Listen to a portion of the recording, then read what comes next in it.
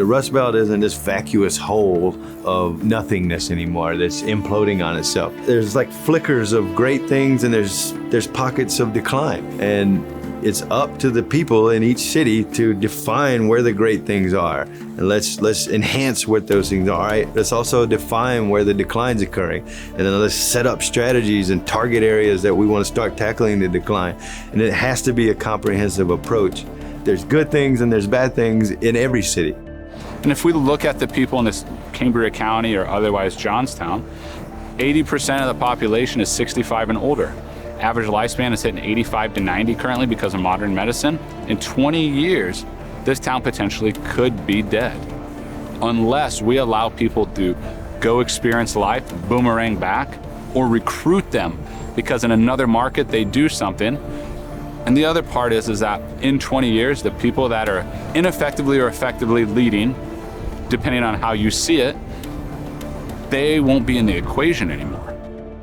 I want to share a couple of things with you. Sorry, we gotta let other people have a chance. Just if I could. Thanks so much. No, thanks so much for sharing your personal story. We can talk a little bit afterwards too, but thanks all for coming. We're out of time. Thank you. But yeah, it's the same cabal of people all working together, but it's always the people, the power people, is not the people who need these things. If you ask the regular citizen what they need for the city of Johnstown, what they're being provided from our elected representatives, they don't match up. Why is that? All you have to do is look at Johnstown. It looks like mini Detroit. There's not that much around anymore, especially in Johnstown, unfortunately. Get us jobs, part-time jobs, something to get us started where we can actually make money to spend money in town, which would bring the city back. New sewers. Our streets still look like floodwaters. What have local politicians done in the past to help bring businesses in? Absolutely nothing. They've isolated us. They have blocked any type of, to finish the interstate that connects this city with any other cities.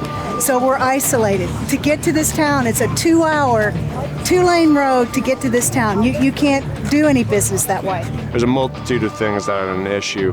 In combination with that, the current authorities, if you will, in downtown aren't necessarily making it easy or encouraging real growth that needs to happen. They're trying to do more with less because they have to. At least start working towards a self-sustainable city government, because that's the only way Johnstown's going to be around in 20 years. You can't keep on throwing money at people when the taxpayers can't afford it. So we need people who are actually going to start thinking about the future. Yeah, think about it. It's summertime, right?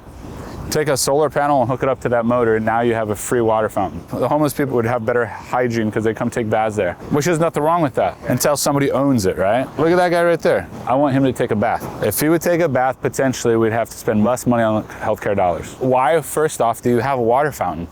For the beautification, for curbside appeal, correct? Right? It has no functional purpose. You're not like eating the fish that are in the pond, right? So a waterfall sitting there on a corner of a major throughway in Johnstown, that's dead space. And that's a perfect example of, something that somebody is doing to kill this city. The thing about vacant properties and abandonment, it's not like it's isolated to the Rust Belt, okay? Every city in the entire globe, right, has some degree of vacant properties. And actually, if you look at it, it's actually can be an indicator of healthy economic growth. The thing about it, like, as nature grows, things die off, right? So new things can grow out. The same thing's true with a city.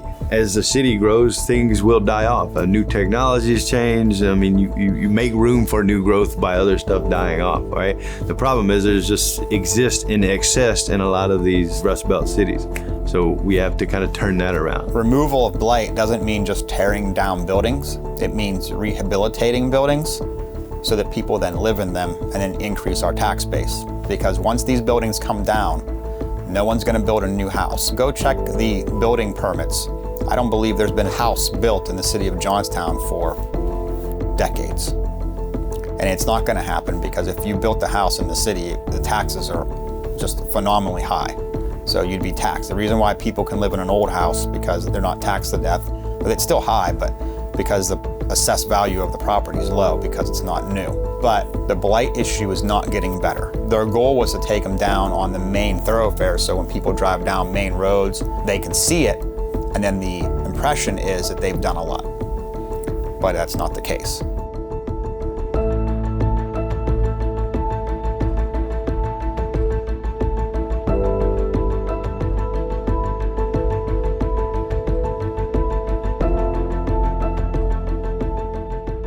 Even Johnstown, for example, they've inventoried all their vacant properties and abandoned properties, which is good. The importance of inventorying those things is it must be continual because you don't know how these things are fluctuating. Vacancy is its primary causal factor. In other words, vacancy begets more vacancy over time. If a vacant parcel or abandoned parcel stays abandoned for an extended duration of time, it's more likely that the parcels around them are going to become vacant.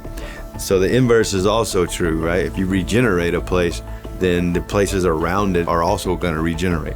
So the point is, if you identify or come up with a classification scheme or a plan of which areas to target first, second, third, fourth, and what to do with them, strategies of what to do with these different areas, then you create almost like a plan that's going to build on itself, right? It's something, as you're setting things in motion that are going to build on themselves through time. The government is the only entity that can clear out a property that's defunct. You know, a private citizen can't do that. The government has to clear that property and put it back on the market, and they just aren't doing that. And I was a proponent of land banking back in the day, and then I looked into it, and we already have a redevelopment authority. We really don't need both, but they formed one, and now they're using the land bank to basically feed property to their people. They're using it to cherry pick the good properties instead of taking, like, again, the Cypress Avenue lot that's right over here that has environmental damage. It was owned by the city. It wasn't taken down properly. The ground wasn't prepared properly. That's the kind of property that the redevelopment authority should be taking and cleaning up so that an entire block in Moxham can be green space or then remarketed to a developer. That wouldn't be cost inhibitive for them to develop because there's old foundations of a school or biohazards that are there that brownfield grants can clean up, which that's their job to then acquire and do. They're not doing it. They're building $1 million roads to nowhere for I think there was a Rosedale plant back there, industrial zone or something that's still empty. So they're putting all that money into that, or they're cherry picking properties.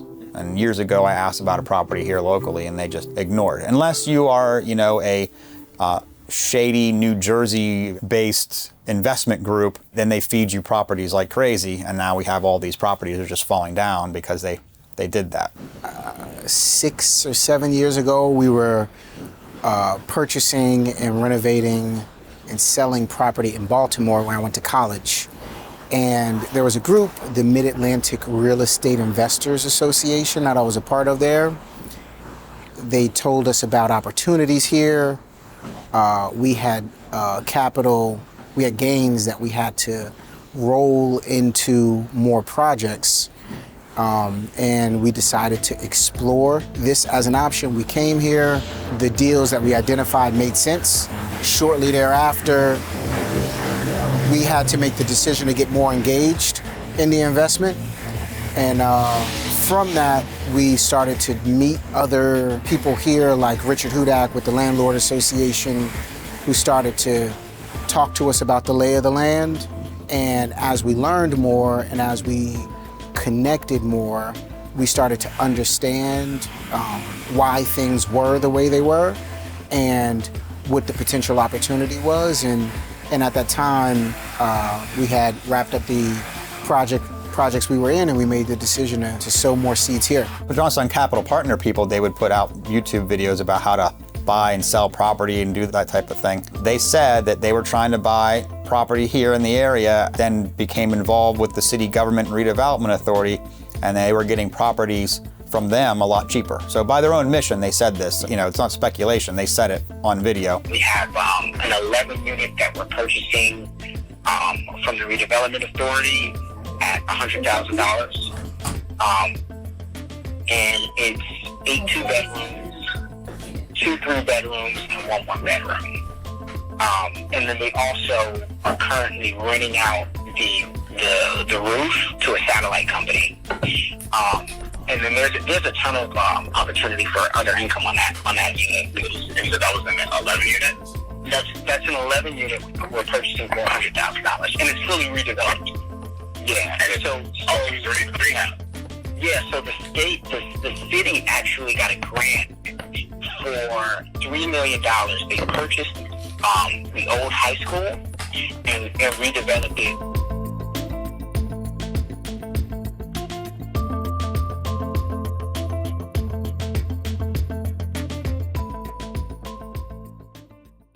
The most popular thing is they're going to put a yogurt business in. Happy Friday! Who's ready for some thunder? Check this out. Work is underway on a new yogurt shop called Downtown Yogurt on Franklin Street in Johnstown. The new store, being built by Johnstown Capital Partners, should be open for business within a month or so. The New York-based company Downtown Yogurt is opening their biggest location so far on Franklin Street. Kind of just diving in to see what is Johnstown missing, how can we make it better, and why not Froyo? The whole purpose is to generate some more foot traffic down here so we can get people downtown and get people excited. Like, this is generating a lot of buzz, a lot of excitement. The store looks to be open before the end of summer. All the properties that we've purchased in the city of Johnstown, we purchased it through fundraising, right?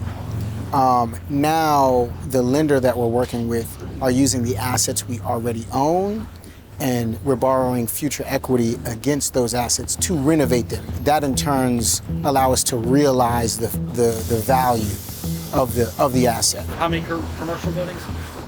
I would say we have, I think, 7 or 8 commercial buildings downtown. So we don't have any local dollars in any projects at all.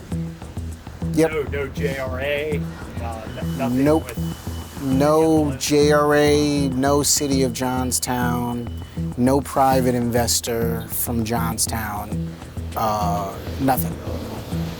So every dollar, aside from the project that we're standing in front of upstairs, we use lending from a small private equity company out of Pittsburgh.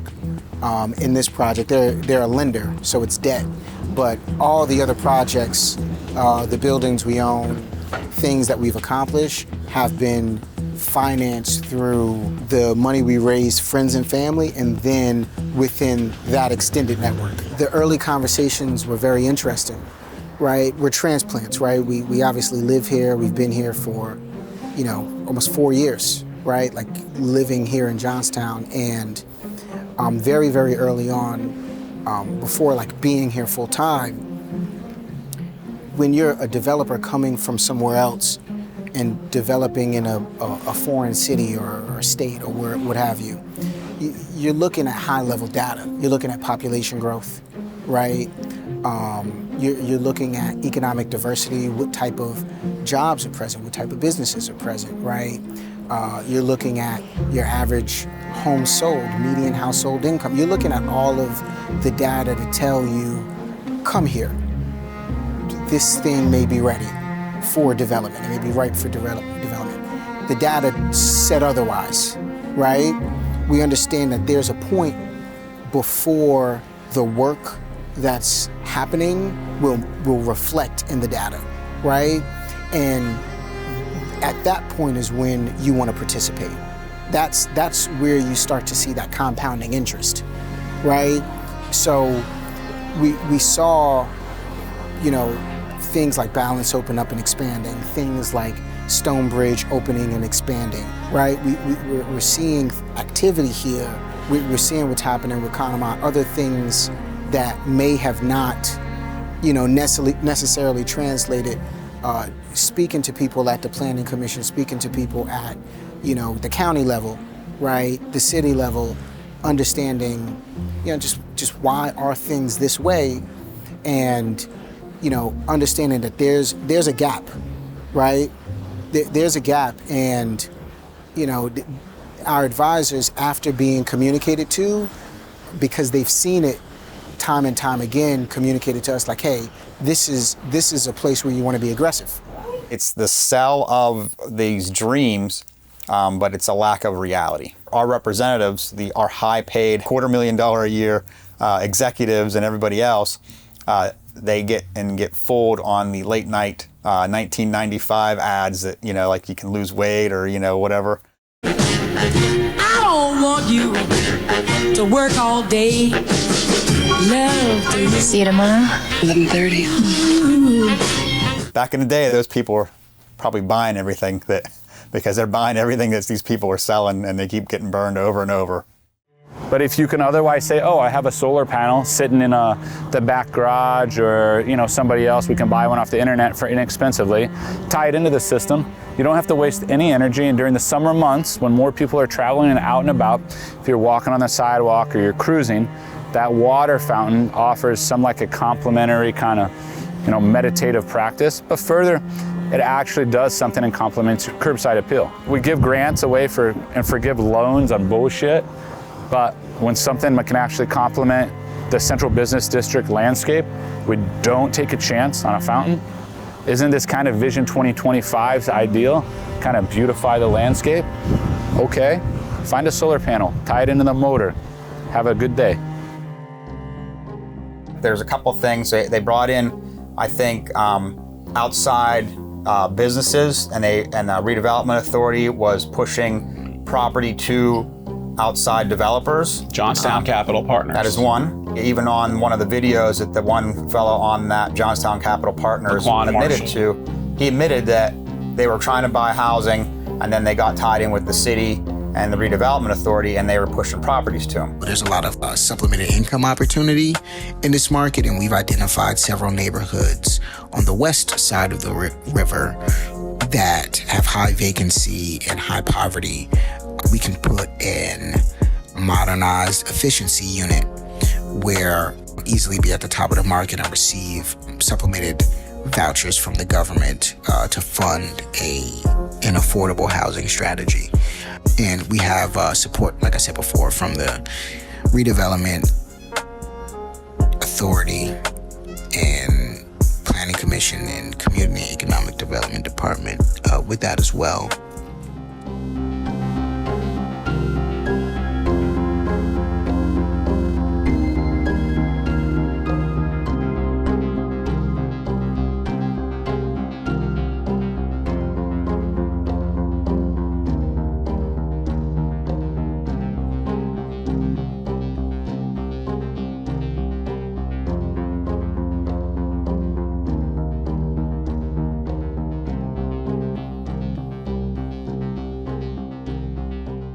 Where did they kind of steer you in terms of this commercial? I don't think it was a steering, right? I wouldn't use that term. I think they offer you. It wasn't an offer either. I think there was open dialogue about some of the issues that were identified. We were referred to things that were, I think there was a market rate study that was conducted and released. We connected with some folks to, and it was a combination of local business owners, right? Like we talked to Mike at Balance, and we talked to people who were attempting to develop, right? To understand, I guess where they were, because, in a small central business district like this, you don't want to have redundancy. You don't need a Starbucks and a Dunkin' Donuts across the street from each other, downtown Johnstown. So I think in the beginning we did a lot of discovery to understand what was happening, what the problems were, what was to come, and that allowed us to develop a plan on what it is that we want to contribute to the city of Johnstown. And I wouldn't be surprised if before him, there was a Trona group, I think the city was also trying to push properties to them. And I think the Citrona fella happened to be more of a con artist than they were accustomed to dealing with, and took advantage of them. So that kind of blew up in their face. But that's another story. Our local media knows what's going on. They deliberately cover it up. Every time they get a chance to do something noteworthy, they water it down, they minimize it, or they downright twist the story and change it completely. Like the usual suspects. They just keep putting the same people in, and they expect different results. The same people with the same ideas, put in the same ingredients, you're going to get out the same product. And they just over and over. Well, initially, I think plan was just to put them in, and then afterwards, after everything was set up, say how great of an idea it is, but it was already done. It was done by the cloak of darkness. The right to know request records I received show they were planning this for years. And Vision was in hot water because they were denying any of this. Because remember, that's the story of Vision. Deny, deny, lie, lie. And when you're caught, just keep saying, oh no, that's not true.